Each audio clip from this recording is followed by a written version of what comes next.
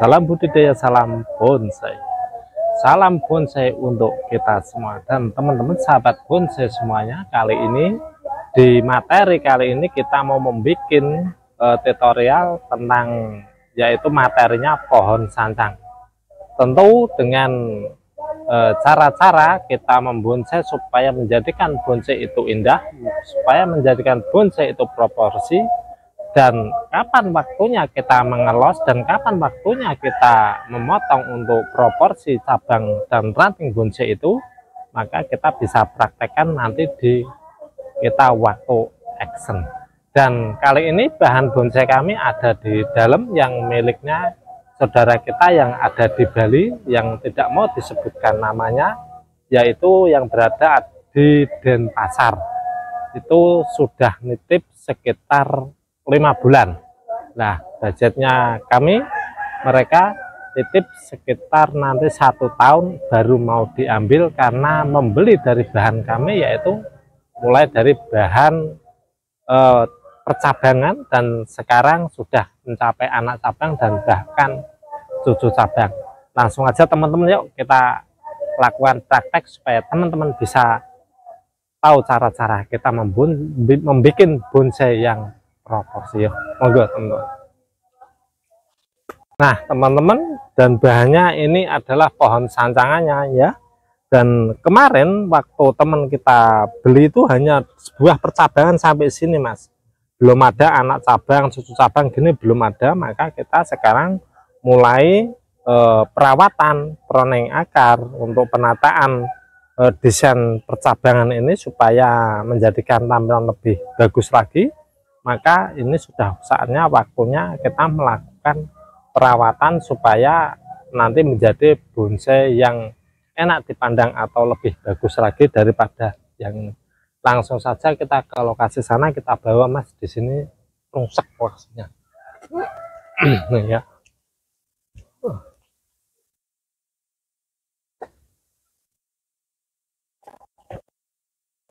Nah, dan teman-teman kita lihat dulu posisi pohonnya, keseluruhan bodinya itu seperti apa.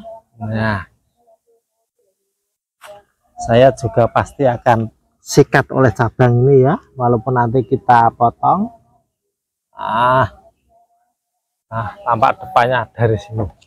Untuk gerak tekuk liuknya ini memang sungguh asik juga, mempesona ya, seperti tentu pesona bonsai. Dan langsung saja teman-teman, antara yang nanti kita buang dan yang akan kita masihkan atau tidak dipotong, dengan arti pengelosan seperti ini, masih pengelosan ini karena terlalu kecil. Dan untuk terusan pohon ini akan saya sudahi saja, karena ini kamera saya sudah cukup. Bila ini nanti semakin besar maka juga akan nambah lama untuk menutupnya. Ini makanya saya sudahi saja sampai di sini dulu ya. Dan ini nanti bisa akan meneruskan percabangannya. Nah, bismillahirrahmanirrahim. Nah, ini kita potong, dan setelah itu untuk cabang yang bagian belakang ini juga akan kita potong juga, karena dirasa kami juga sudah cukup. Maka kami juga akan melakukan pemotongan pada cabang ini.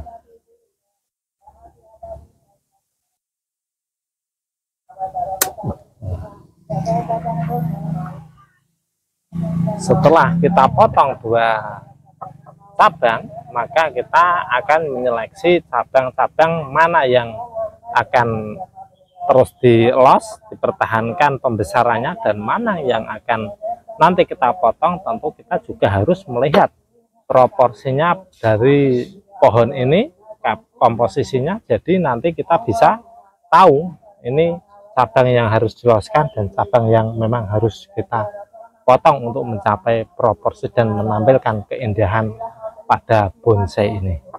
Teman-teman, apabila kita sudah memotong cabang yang kita potong, maka kita kalau bisa, kalau ada salep kambium kita kasih salep kambium.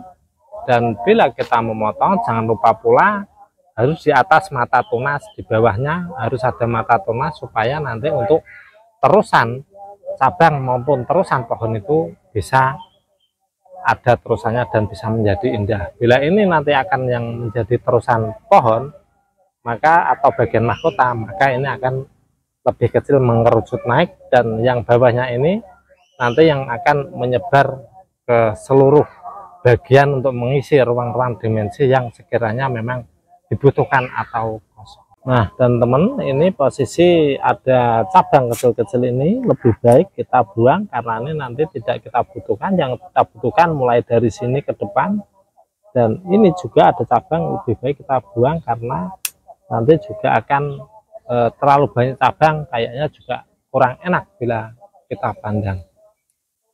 Nah, teman-teman, apabila kawat atau yang kita arahkan pakai kawatnya ini posisi sudah tercekat dan tenggelam pada cabang, maka kita juga harus wajib untuk melepasnya supaya nanti tidak cacat pada pohon kita atau mengalami patah. Apabila kawat masih terpendam, nanti juga akan kurang bagus bila dipandang, atau juga rawan untuk cabang itu sendiri rawan patah. Nah, teman-teman, bila kita lihat dari komposisi untuk gerak pohon ini, kita lihat dari sini kok kayaknya ini tidak enak ya, posisi ini ruasnya tuh untuk mata tunas kepanjangan kayaknya, dan ini juga lama, sulit juga untuk besarnya untuk cabang seperti ini. Apabila mau besar, biasanya di depannya sini malah menjadi membengkak lebih besar, dan sini agak lama, maka kami akan melakukan pemotongan pada cabang ini karena di sini sudah ada mata tunasnya. Lebih baik kita nyambung karena ini juga sudah ada pangkal besarnya, maka kita potong di sini. Ini hanya untuk penyeimbangan cabang kecil nantinya ya.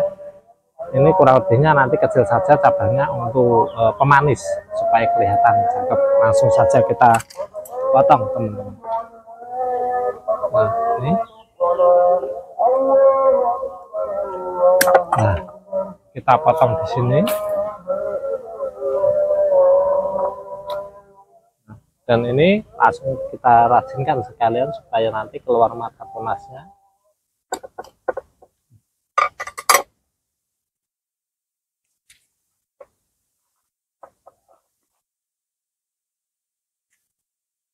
Karena ini di belakangnya sudah ada mata tunas, jadi kita tidak was-was ya teman-teman. Ini sudah ada titik tumbuh, pasti nanti akan tumbuh kembali. Nah, ini yang memang perlu kita sudahi, kita potong ya untuk mendapatkan hasil tampilan yang bagus, enak dipandang. Dan ini dirasa kami pun juga kayak kepanjangan, maka kita stop sampai di sini dulu. Ini nih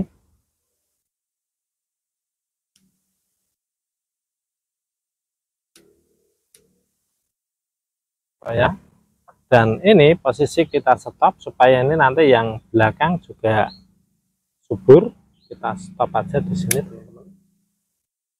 Dan ini posisi masih kecil ya, biarlah subur terlebih dahulu 1-2 ini.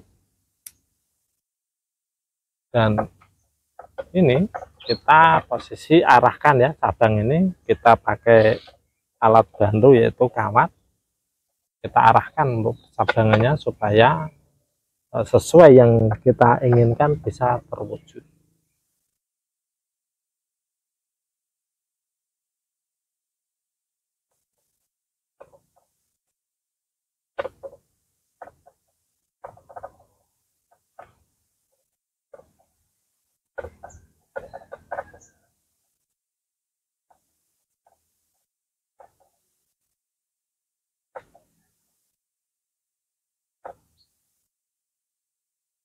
Kita arahkan sesuai keinginan, dan supaya nanti bila kita lihat bila sudah jadi, maka bonsai itu akan kelihatan nampak lebih indah.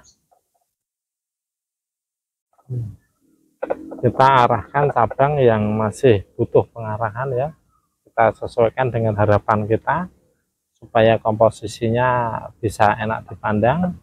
dan ini memang butuh pengawasan, maka kami biarkan. Dan 1-2 ini juga ini kami biarkan biar subur dulu dan membesar pangkal cabangnya ini, maka nanti akan kita potong juga bila sudah sesuai yang kita harapkan. Dan sekarang langsung bisa juga kita proses proning akar ya. Kalau pohon sancang biasa kita lakukan rutinitas setiap 4-5 bulan sekali kita bisa proning akar. Nah, dan kita proning akar juga mengganti media. Nah, sudah tebel kan? Wah, waktunya nih seperti ini, akarnya tebel nih, sudah akar semua, makanya kelihatan pohonnya tuh kurang subur. Kita melakukan pengeperasan media dan juga nanti akan kita ganti media juga, kasih media yang baru supaya. Nah, nih teman-teman, setelah banyak kita kurangi media, kita juga harus melakukan pengeperasan pada nih posisi yang bawah ini kan masih banyak, maka kita juga harus melakukan pengeperasan juga untuk kestabilan.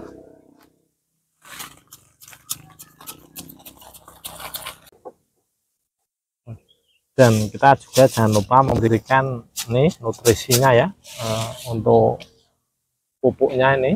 Nah, kita langsung kita aduk-aduk, nah biar yang bagian bawah juga ada, kita kasih lagi.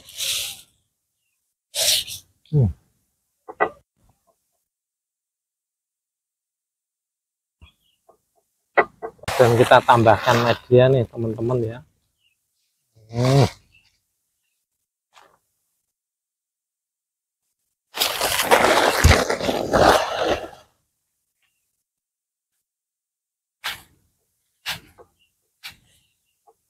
Dan ini teman-teman, posisi untuk akar sengaja kita pendam terlebih dahulu agak ke bawah supaya untuk menjaga kestabilan dulu. Bila nanti sudah subur hidup, maka kita juga akan mengangkat lagi sedikit sesuai keinginan kita, supaya nanti untuk akarnya yang agak ke bawah ini terpendam ini bisa terekspos dengan bagus.